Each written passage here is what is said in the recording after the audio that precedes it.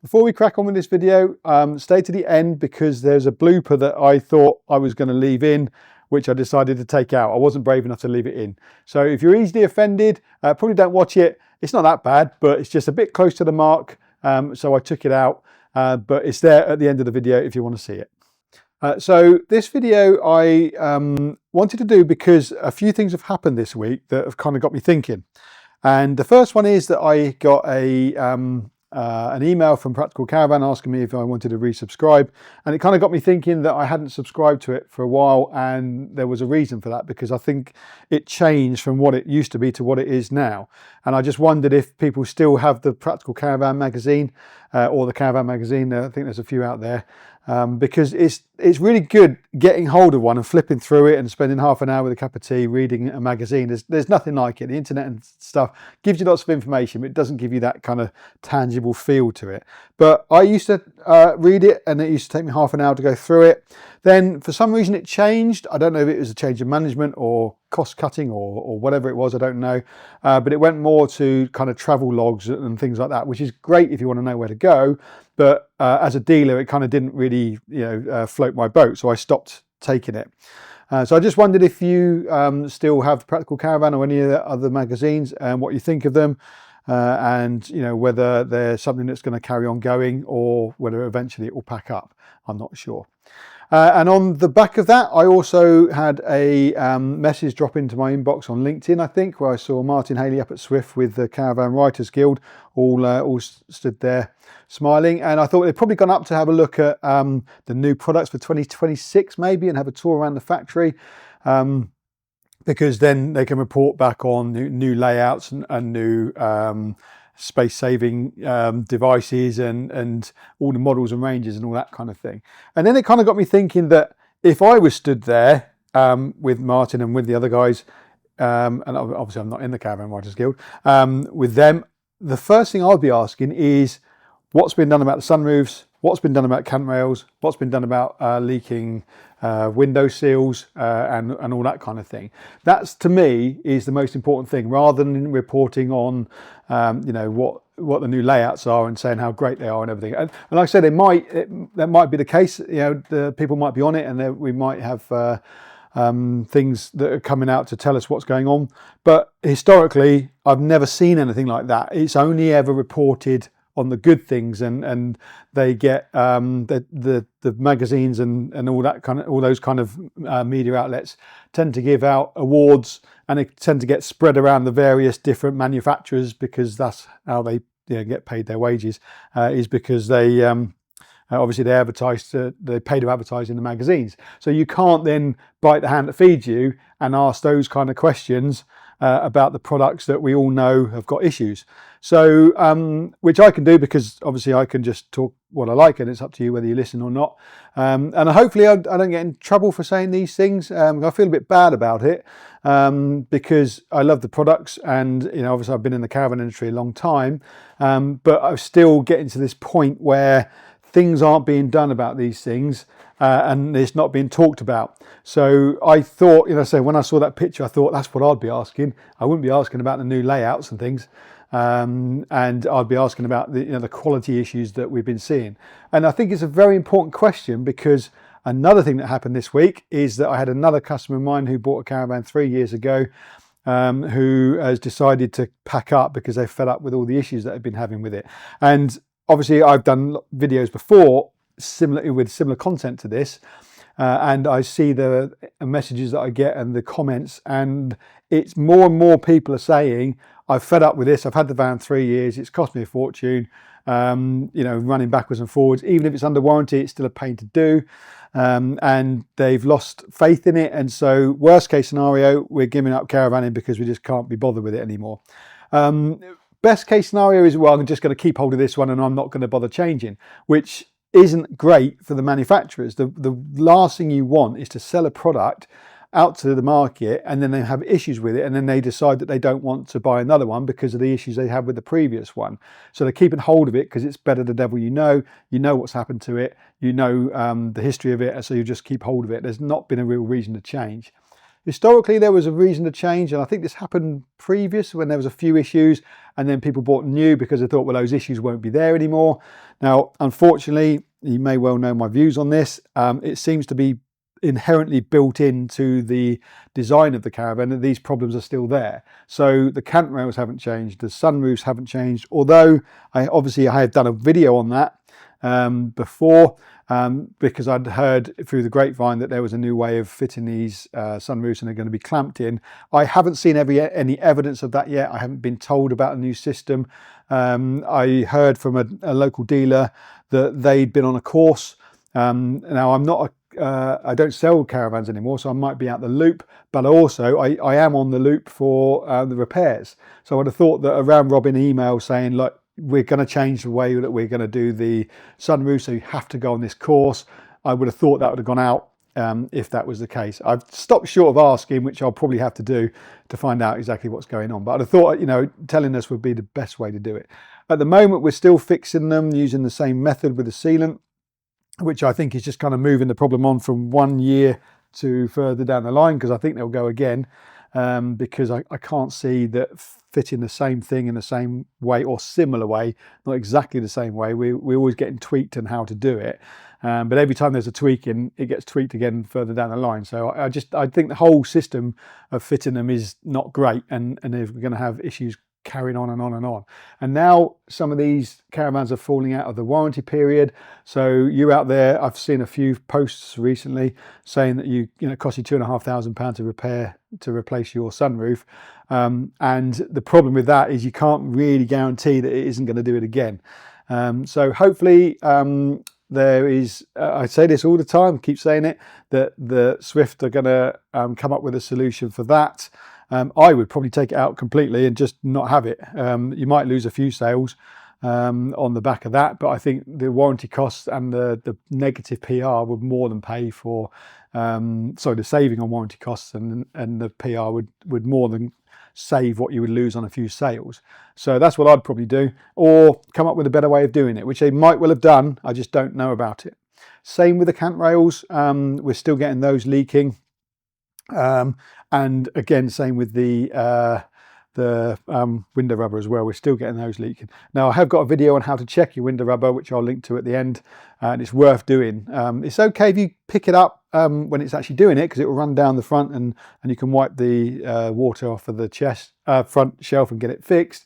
But it's when you put it into storage and then leave it for a few months, and it pours in then, and then it damages the shelf at the front, which then needs to be replaced. So again, that's the kind of thing I'd be asking. It's all very well and good saying how fantastic the caravans are, and every time I hear that or see it on the magazines or wherever I see it, I kind of think, yeah, but what about that, and what about this, and what about everything else?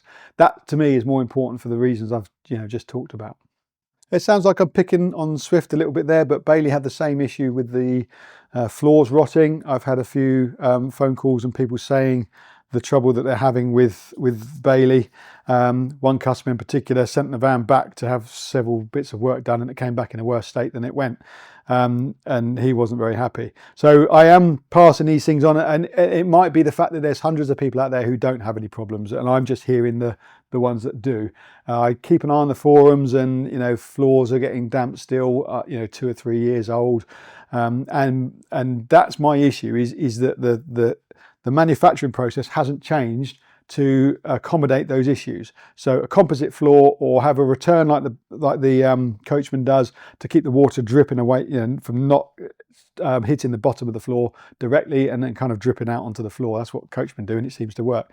I've never seen a newer Coachman that has got a wet underneath floor, which we do with the Baileys. So I'm not just picking on Swift. Bailey do have issues. Coachmen don't have, I don't see that many Coachmen, so I don't know what the problems are. You may well tell me what your issues are, so I can kind of update my thoughts on that. Same with Eldis. I'm not a huge fan of the construction method and things, but again, you might be out there saying, oh no, mine's absolutely fantastic. Again, especially if you go to 8 foot wide, because they didn't put enough in the roof excuse me, to stop it sagging. They just kind of made it wider and didn't think about the thickness of it. Again, I might be completely wrong. Let me know if I am. I don't know if anyone else is out there that knows more than me. Well, it probably is. So let me know if I'm wrong there and what they're doing about it. And it would be nice to think that as we go into 2026, these issues are being addressed, because if you bought one 3 years ago and you're having an issue, if we can still keep you in the market because you do still want to caravan, then if there was something coming out in 2026 that was fixing all these issues, it might then make you think, right, okay, well, I'm just going to cut my losses on that. They're telling me that this is happening, that these problems are being solved. I'm going to put my money into a 2026, and then all those issues are solved and gone. So hopefully you can then buy with confidence. That's what I think all the manufacturers need to do, is they need to draw a line under this and say, right, we have had issues. These are the issues we've been having. This is what we're doing about it, and this is when we're going to do it. And it might be that it's not till 2027, and they might have to take a bit of a hit, because then you will go, well, I'm not going to buy 2026 if it's still got those problems in. I'll wait to 27. But because the market's so suppressed as it is at the moment, it's probably the best time to do it, because I would have thought the manufacturers are probably backing off producing caravans anywhere near like the numbers that they have been, because this time of year the manufacturers go to the dealers and ask them for new orders for 2026, and when you look on the forecourts and on the websites, there is still a lot of stock out there, 25s and 24s.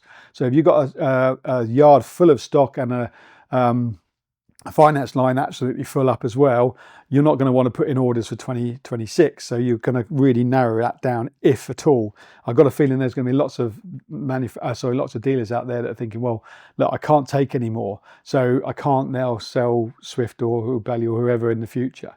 And maybe people just pack up selling them completely like I have.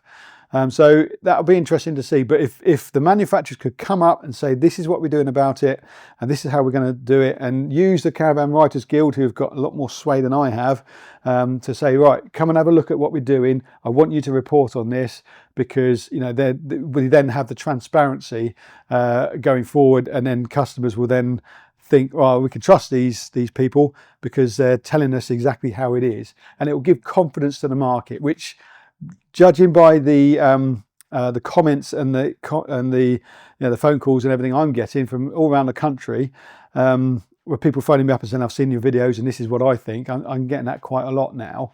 Judging by what those comments and everything are, that's where the problem is the lack of confidence in what the manufacturers are doing. And it's all very well having a glossy photograph in a magazine and going to the shows and making them look fantastic. But when I go to the shows and I have a look at it, my first thoughts are, what are they doing about this? What are they doing about that?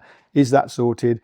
Because as a salesperson, which I don't sell new anymore, if I had to sell a caravan thinking, well, you possibly in 3 years' time, the likelihood is that sunroof's going to crack or that floor is going to get damp, I couldn't sell it. It's not something I can do. So it was a weight off my shoulders as this problem seems to be getting worse, or it's maybe that I'm focusing on it more, and because I'm talking about it, I'm getting more people telling me about it. It might be as bad as it has ever been.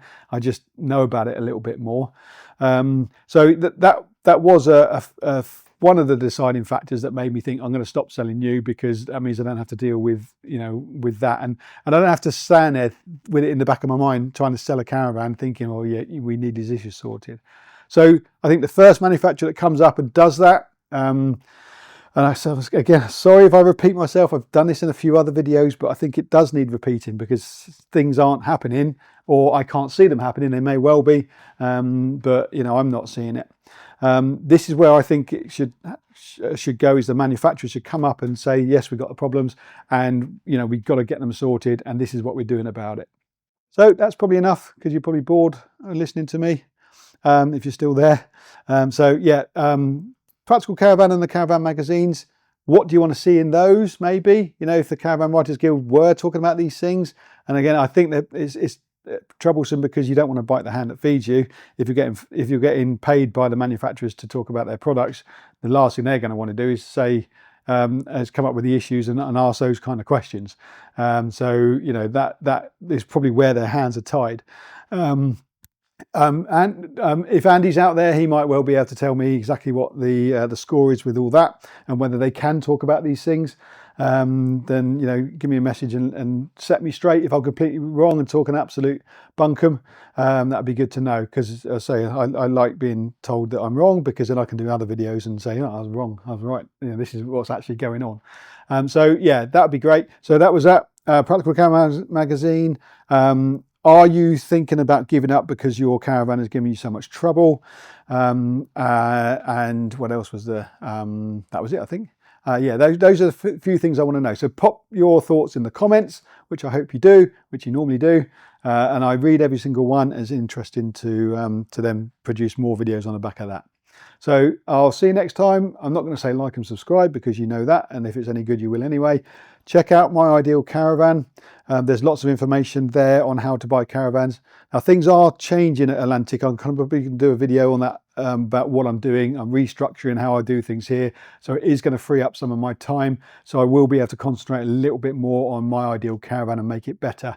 It was an idea I had, and it is working. We're getting a few people sign up to it, and I've already saved people thousands of pounds by not buying the wrong caravan, and at least finding out, you know, what prices they should be paying. So, you know, for 10 or 35 pounds, it's going to save you a lot of money. But I will be updating that as my time frees up here.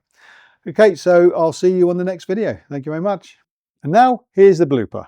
I'm going to be a bit brave with this video because I'm in the middle of being open. Cars might come in and the phone might go. The guys are banging next door. I'll rephrase that. The guys are hammering. No, I'll rephrase that. The guys are doing damp work next door, so you might hear some banging and crashing. Sorry about that. Like I said, wasn't that bad, but still didn't think I could leave it in. See you next time.